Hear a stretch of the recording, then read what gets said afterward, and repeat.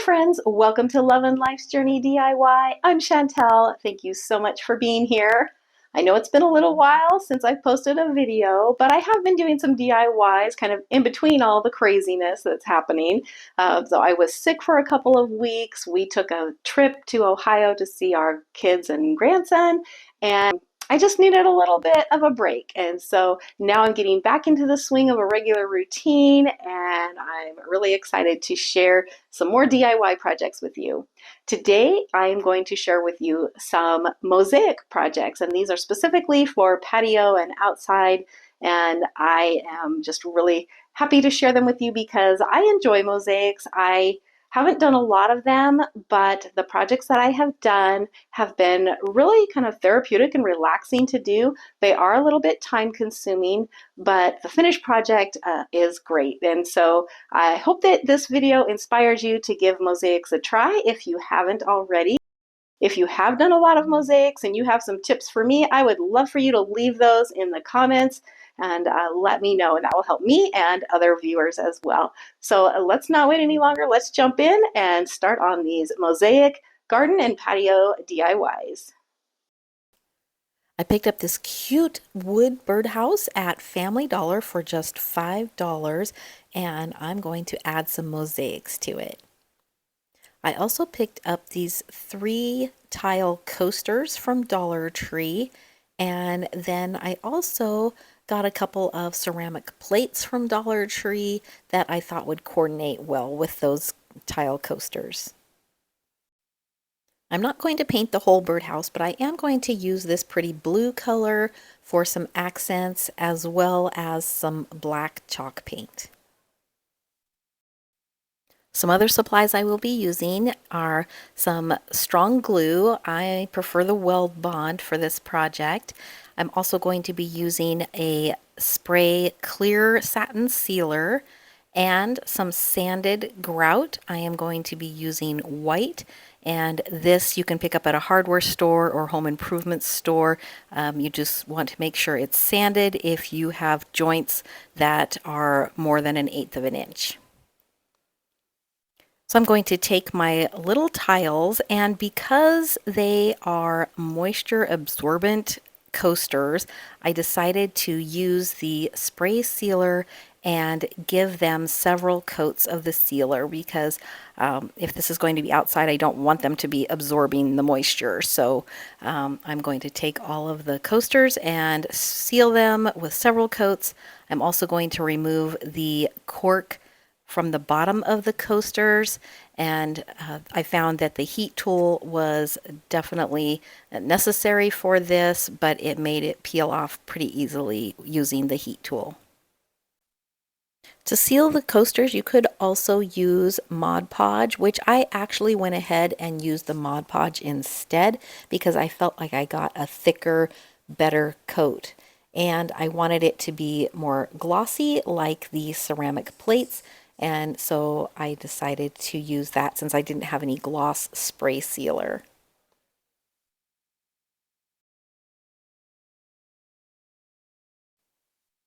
While the Mod Podge is drying, I am going to paint some little accents on my birdhouse. I'm going to paint the little perch with the black chalk paint. And then I'm going to paint that little ledge around the bottom as well as the very bottom of the birdhouse using this pretty blue color.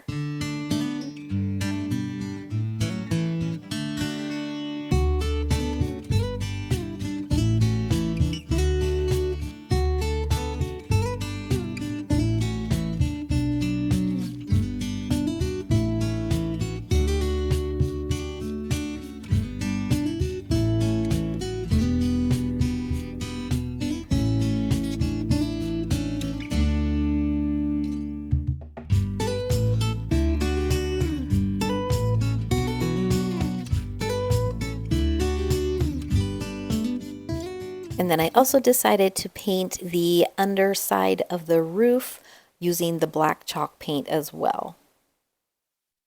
Since this is such a thin area, I figured it would be hard to put tiles on this, so that's why I decided to paint it.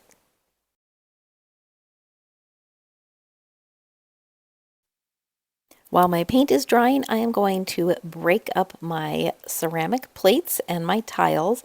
I'm using just a heavy-duty Ziploc bag to put this plate in, and then I'm going to use a little mallet or a hammer to take this out to my patio because I found that breaking the tiles on a concrete surface is much easier than trying to break it on like a table or even a wood floor or something like that. So, and it's hard to damage the concrete. So I think this is just the best way to do it. So I just kind of tapped it with the hammer. And actually, these plates from Dollar Tree were really hard to break. I had to put some muscle into it. So I'm just breaking them into some fairly small pieces so that I will have lots of different sizes and pieces to use for covering my birdhouse. And of course, I will break up both plates that I have as well as my three little tiles. And the tiles are much easier to break. And so break these cautiously so you don't just shatter them into a bazillion pieces. But these broke up really easily.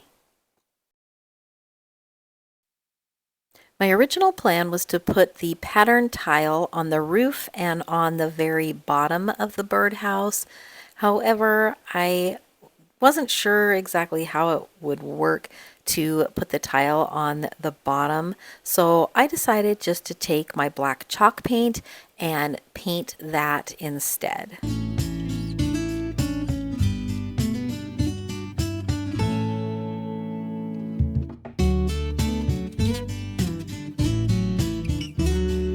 Now I'm just going to start laying out my broken tiles on my surface just to kind of get an idea of the placement. And this is really what is the most time consuming, is figuring out how all of the pieces fit together. It's kind of like a puzzle. So if you enjoy puzzles, then you would probably enjoy doing mosaics. And just have patience and put on a movie and just relax and enjoy yourself. Working one side at a time, I'm going to glue my tiles on using this Weld Bond glue. I really like this for doing mosaics because it doesn't dry immediately. It gives you enough time to kind of move the tiles around a little bit, but it does start to set up after just about 10 minutes. So you don't have to wait hours before you can kind of move on with the next step. So I really like that. It isn't fully set for several hours, but it does start to set up enough that you can continue working. Then I'm just going to continue around my birdhouse, working one side at a time. And at first I was going to put all of the teal tiles at the top and the gray tiles at the bottom all the way around the birdhouse. But I decided that I kind of wanted to do like a wavy pattern. And that's one of the things I really like about mosaics is you can get totally creative and do all kinds of different things and make it completely your own. No two projects are going to come out the same because the pieces are all different. And so each project is its own unique work of art.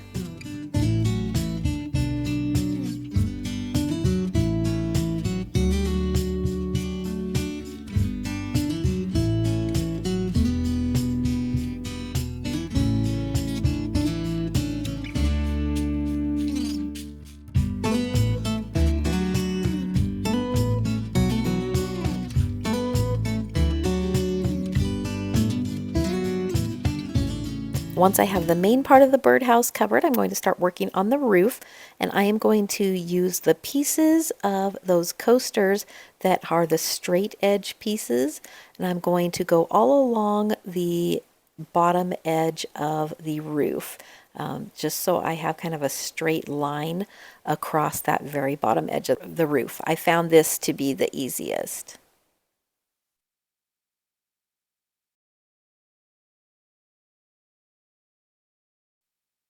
So I'm going to continue all the way around the roof doing these bottom edge pieces. And then I'm going to go all the way around the top of the roof, filling in those narrow, pointy spaces so that I make sure I have pieces that are going to fit in those spaces. And then once I have those glued on, I'm just going to fill in between with all of the tiles that I have left.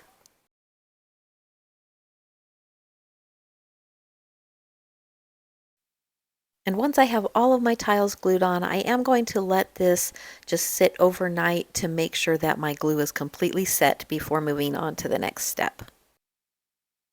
Now that my glue is completely set, I am going to mix up my grout, and I would just say just follow the instructions on the package. And whenever I mix up grout, I always tend to get way too much water, and so I would go light on the water at first and then mix up your grout, and you can always add a little bit more water if you need to, but I mixed up way too much grout for this project. I'm going to use a grout float to put the grout into the joints in between all of the tiles, and I do recommend using this tool. It really is able to push the grout down into those cracks, and it's also really good for scraping off of the excess grout. So you can get these for around $8 or $9, I think, on Amazon. I'm sure you can pick them up even at Walmart or, of course, a home improvement store. And I did make sure to put grout into those cracks on the underneath side of the roof tiles. When working with the grout, you really should wear gloves. This is a place where I'm going to say, do as I say and not as I do. I don't know why I didn't put gloves on here, but I didn't. And the grout really will just dry out your hands. It's not good for your skin. And so you really should wear gloves, and also do this in a well ventilated area because it does have a kind of a strong odor. After the grout sits for about 10 or 20 minutes, you take a wet sponge and just gently wipe off the excess. You're not trying to get the tiles completely clean at this point. You just want to get all of the excess off, and so it will take a few times of going over it, but you'd want to do this gently this first time around. Once I have the roof done, then I'm just going to continue this process on the main part of the birdhouse.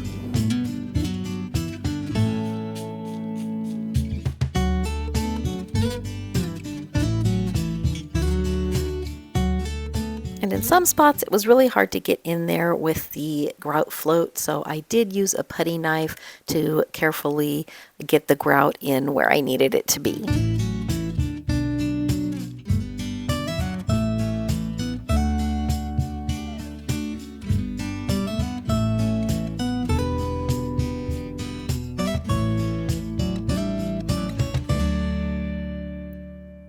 And again, after about 10 or 20 minutes, I'll go in with my damp sponge and just remove the excess grout.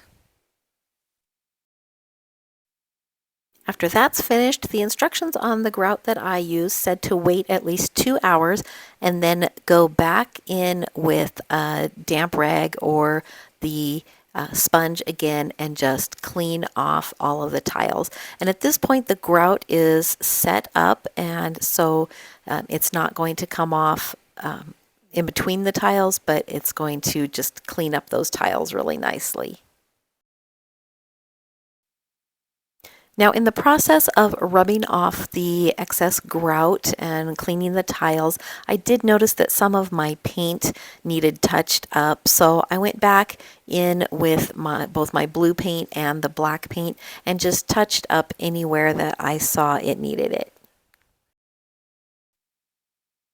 Once that paint is completely dry, I am going to go in with some Mod Podge, and this time I'm using a matte finish Mod Podge, but I'm going to put several coats on this just to seal this really well because I am planning to set it outside on my patio. And just to clarify, I am only sealing the painted areas with the Mod Podge because I am going to be going over the grout with an actual grout sealer made for sealing grout. And so just the Mod Podge on the painted areas. The sealer I picked up for this is Black Diamond Grout Sealer, and this I got off of Amazon. I will put the links to all of the supplies that I can find in the description box below. But this grout sealer was really easy to use. It's very watery. It's like the consistency of water, but you just use this and a brush and brush it on to the grout. And it's okay if it gets on the tiles because it will wipe off of the tiles just fine.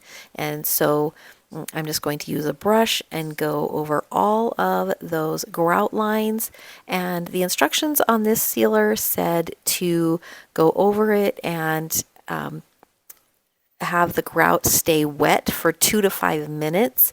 And so you want to put a good enough amount on the grout so that it will stay wet for 2 to 5 minutes. And then after that time, then you can go over it with a rag and wipe off the excess. And I did go over all of the grout on my birdhouse, I think 3 times. 2 is probably adequate, but I just wanted to make sure that it was nice and sealed. So it's really up to you, but again, follow the directions for the product that you get.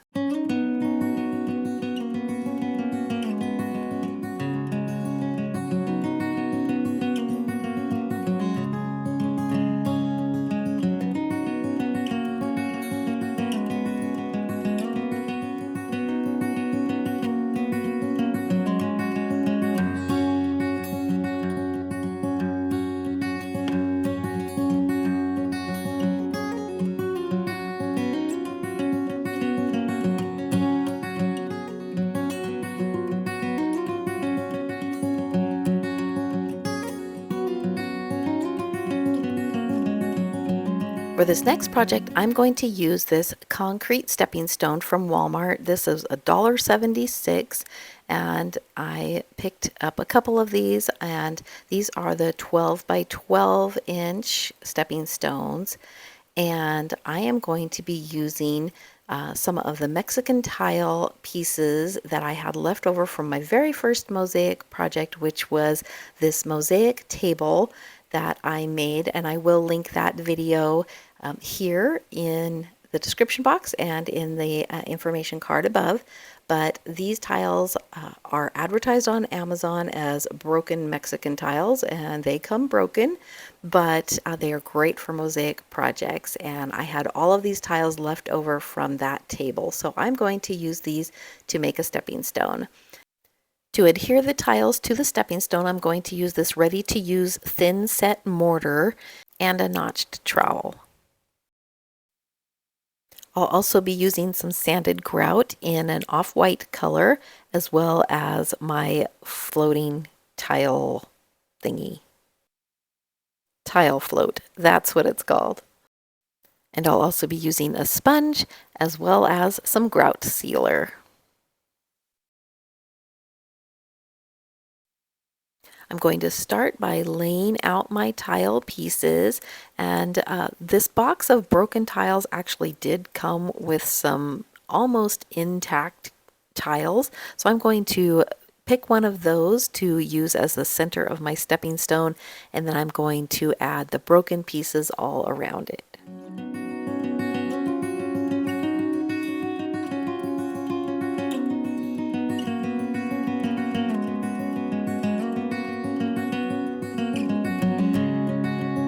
Once I have my tiles all laid out, I am going to remove them from the stepping stone, kind of leaving them in the same pattern, because these are all going to be adhered kind of at the same time and not just glued one at a time. And so in order to put them on the thin set mortar before it starts to set up, I kind of need to know how they're going to be laid out. So now I'm going to use my trowel, and I am going to put a thin layer of the thin set mortar on the top of the stepping stone.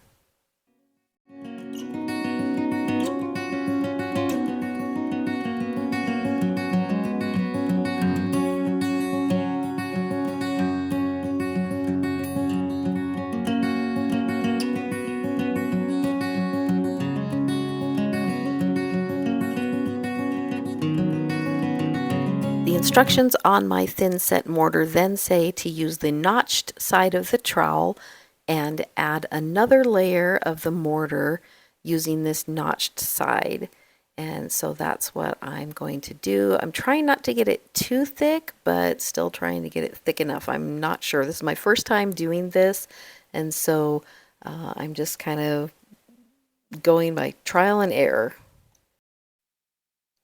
Then I'm going to start placing my tiles, and I do want to make sure I get this square tile in the center, so I am going to use a ruler to kind of help me place that one.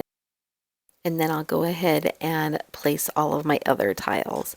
And I am going to push this down into the mortar and then try to push the tiles down so that they are as even as possible.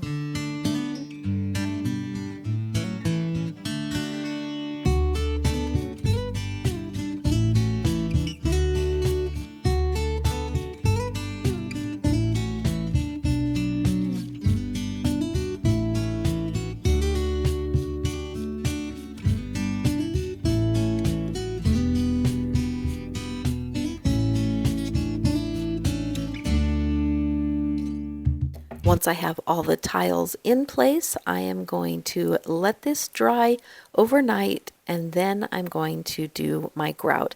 This is basically the same as the birdhouse project that I did. I mixed up this off-white colored grout, and I'm going to apply it the same way using the grout float. However, my float wouldn't fit in the container that I mixed this up in, so I am just going to use the putty knife to put some on top of the stepping stone, and then I'll work it in using the grout float.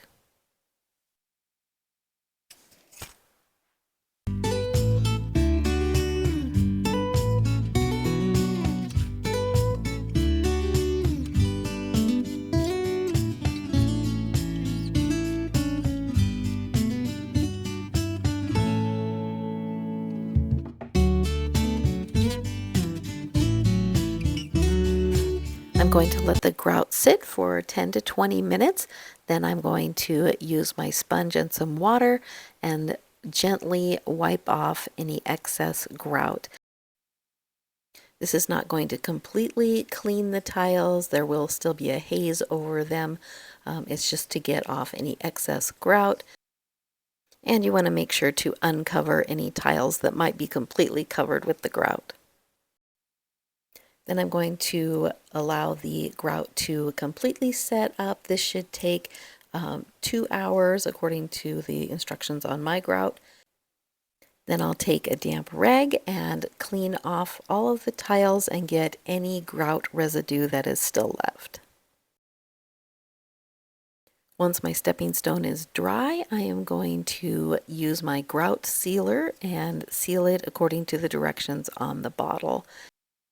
So for this one, that just means using a brush to brush it onto the grout lines and letting it sit for 2 to 5 minutes, making sure it stays wet the whole time, and then wiping it off. And it doesn't matter if it gets on the tiles because it will wipe off of the tiles.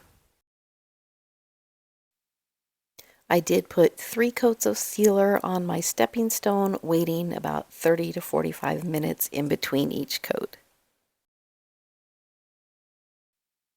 So there is one thing I wish I had done differently with this stepping stone. This stone had a beveled edge on the top, and so I wasn't really able to take my tile all the way to the edge. I wish I had just flipped it over and put my tile on the bottom of the stepping stone, and I think that would have worked perfectly because I could have taken my tile all the way to the outside edge. But I still like how it came out, and next time I'll know.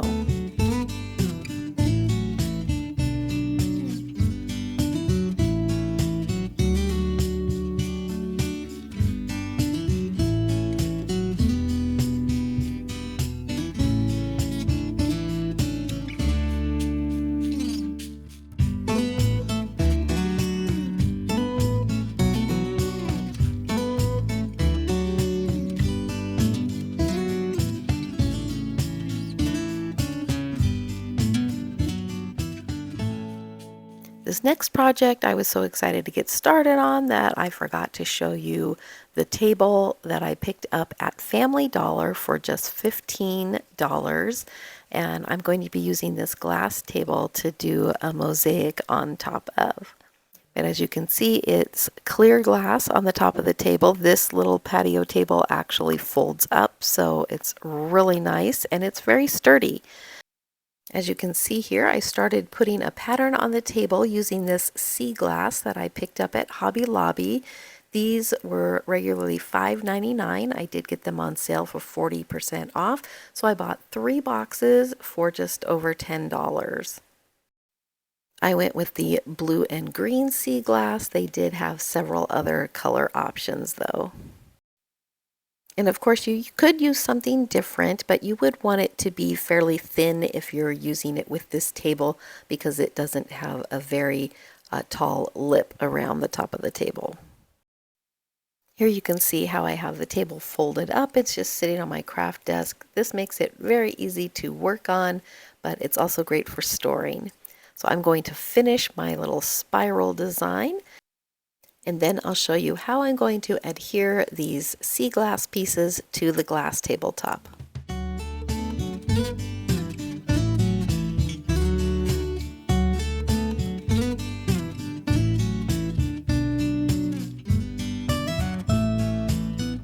And if you're like me and you find yourself needing some smaller pieces and all you have are large pieces, you can also break these up using a little mallet or hammer. To adhere the sea glass to the table, I'm going to be using some clear silicone. Now you want to make sure that your silicone is not too old. This tube that I had was very old and it did not set up. So once I got a new tube of silicone, it was great. It also, kind of like the weld bond that I used on the birdhouse, this gives you a little bit of time to work with your tiles. So it gives you about 10 minutes to adjust them and move them around a little bit before it really starts to set up.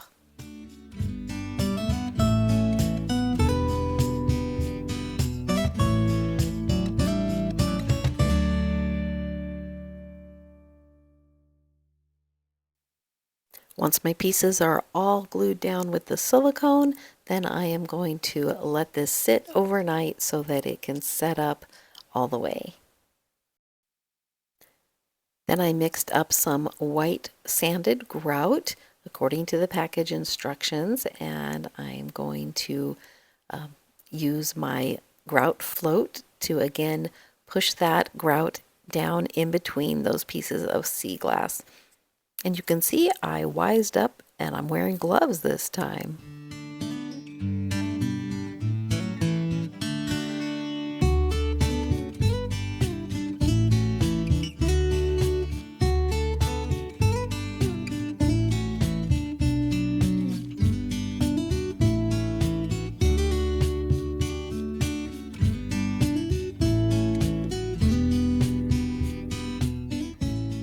After 10 to 20 minutes, I'm going to take my wet sponge, a damp sponge, and I'm going to wipe off that excess grout.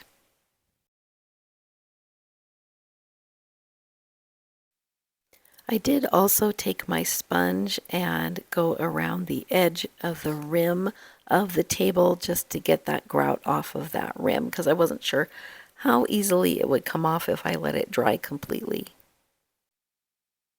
After the grout has had time to set for a couple of hours, then I'm going to take my damp sponge and damp cloth and just clean up those sea glass pieces and get all of that grout residue off.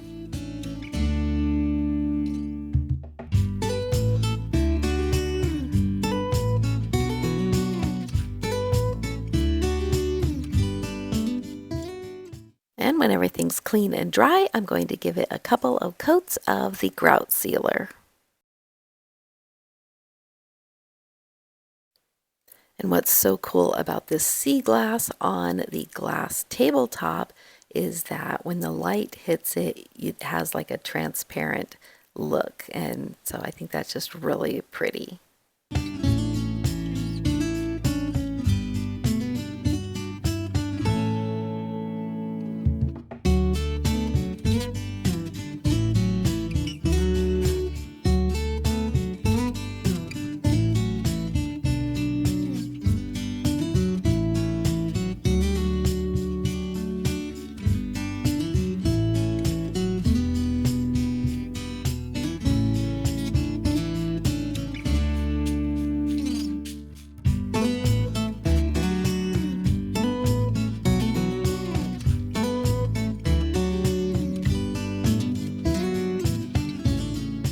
If you enjoyed this video and these mosaic projects, please hit that like button. It really helps me out. And I hope that this video inspired you to try some mosaic projects. If you have tried them before, let me know in the comments. Also, let me know which of these projects was your favorite. Also, please consider hitting that subscribe button. It doesn't cost you anything, but it helps me out a whole lot. Thank you so much for watching. I hope you all have a blessed day.